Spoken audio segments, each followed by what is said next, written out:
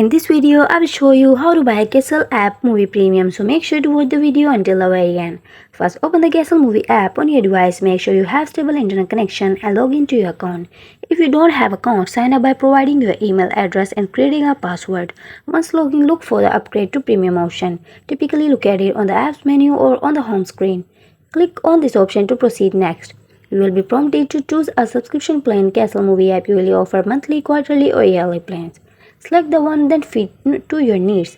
After selecting your plan, you will be directed to the payment screen. The app supports various payment methods such as credit card, PayPal, and other mobile payment option.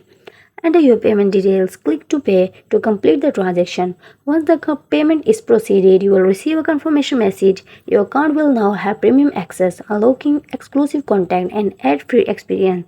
So in order to buy the Castle movie app premium, you have to follow these steps. Log into your select subscription plan, enter the payment details and confirm the purchase.